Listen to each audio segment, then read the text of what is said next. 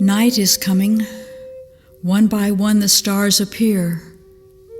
Night is coming. And soon it will be time for stories.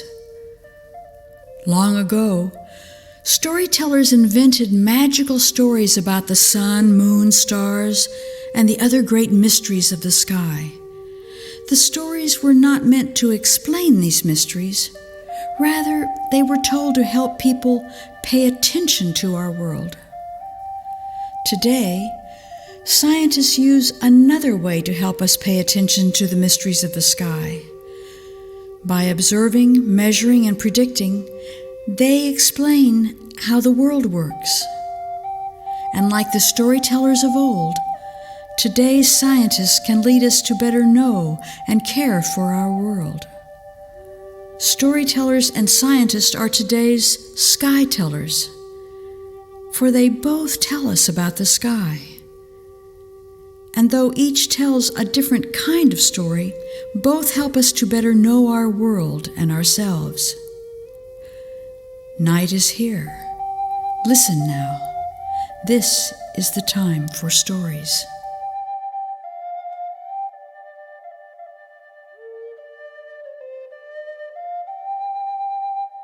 Coyote was going along complaining about how it was always dark and always cold.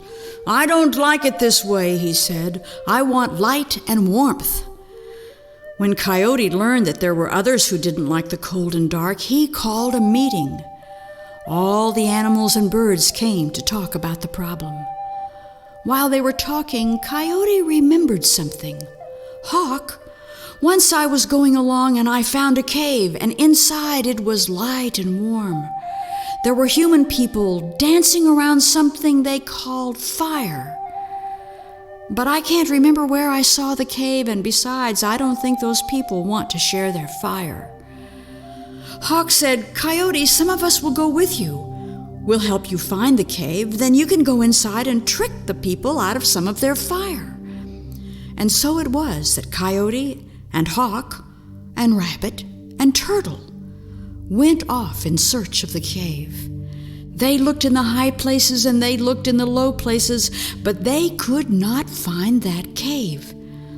And soon Turtle, then Rabbit, then Hawk, each became tired and each stopped to rest.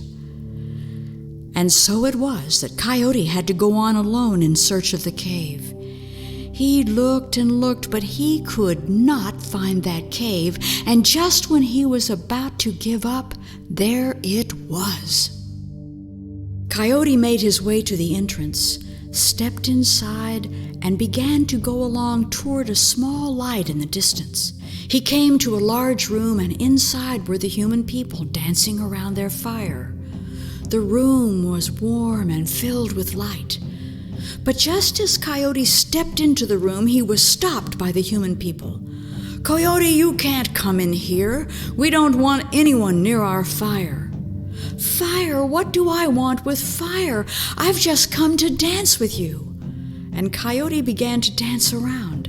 The human people liked Coyote's dance, and they said, "Very well, you may dance with us, but do not get too close to our fire." And they let Coyote step into the room. Coyote moved toward the fire. "Oh, this fire makes heat and light. This fire has great powers." Coyote began to dance round the fire, closer and closer to the flames. The people warned him to move away. Coyote smiled and nodded and moved around, but he didn't move away.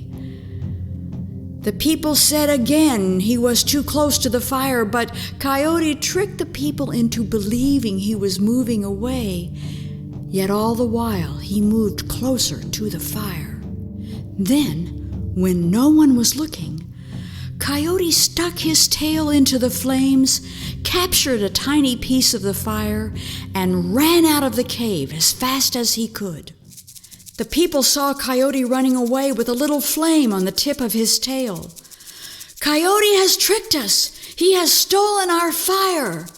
And they chased after Coyote. Coyote ran until he came to Hawk. "Hawk, take the fire and run." And Coyote passed the fire to Hawk. Hawk ran until he came to Rabbit. "Rabbit, take the fire and run." And Hawk passed the fire to Rabbit. Rabbit ran until he came to Turtle. "Turtle, take the fire and run." And Rabbit passed the fire to Turtle. Turtle took the fire and he began to run as fast as he could. But you know about Turtle, and in no time the people were upon him. And just as they reached out to get their fire, Turtle jumped inside of his little turtle shell house. The people picked up his house and shook it, but Turtle and the fire stayed inside. No matter what, the people could not shake the fire or Turtle from his house. Finally, they grew tired and they threw Turtle into the stream, and they returned to their cave. Turtle came out of the water and placed the flame on the ground. Coyote came and placed leaves and sticks on the fire. He added branches and logs and soon pulled up whole trees and threw them upon the fire, making it bigger than the fire that had been in the cave. Coyote said, "Hawk, if that fire were high in the sky, there would be light and warmth for everyone." And so Coyote began to press and shape and form the fire into a giant ball. And when it was finished, he tossed it up into the sky. It went up, up, and up. And then Coyote called out, "You shall be called the sun. You shall go all around, and people everywhere will have light and warmth." And with that, the sun began to move through the sky as it has done ever since. Coyote looked down, and there on the ground were some flames that he had missed. He stuffed that leftover fire into some rocks that were nearby. The fire lives in those rocks to this day. And that is how Coyote made the sun and put the fire into rocks. And that's the end of the story. In our story, Coyote made the sun out of fire, but a million fires would not be as hot or as bright as the sun. Our sun is more powerful than fire. Our sun is a star. But if not from fire, then how does our sun shine and send us heat and energy? Listen now to another story, a science story about the sun. Long ago, there was no sun. It was so long ago that it's hard even to imagine. There was no sun, but there was something in space, something in the dark between the stars, something that would become the sun. The space between the stars is not quite empty, you see. There's a grain of dust here, and a whiff of gas there, and a scattering of particles called atoms, the building blocks of everything in the universe. Such material, or matter, is everywhere, spread thinly between the stars. Sometimes this thin sprinkling of matter gathers together in a great cloud, and sometimes the cloud gets help when a star explodes. The force of the explosion pushes the material together, and the cloud becomes more compact. Eventually, gravity, a force more powerful than Coyote's magic, causes the cloud to pull together even more tightly. After a while, the cloud gathers into a great spinning disk of material. Perhaps this is what happened 4.5 billion years ago, for it was then that just such a cloud formed. And in the center of that cloud, our sun was born. Most of the cloud was made of atoms of hydrogen, the simplest and most plentiful stuff in the universe. The hydrogen atoms crowded closer and closer together and formed a great shrinking ball in the center of the disk. Now let's return to the cave in which Coyote found the human people. Imagine them dancing around their fire. Imagine their cave so filled with people that they can barely move without bumping into one another, and yet they must dance faster even as the cave fills with more and more people. As the dancers squeeze together, dancing faster and faster, They slam and crash into each other harder and harder. Now turn the human dancers into tiny hydrogen atoms, packed together, dancing, smashing, crashing into one another in the center of the collapsing cloud, making the center hotter and hotter, until at last it happened.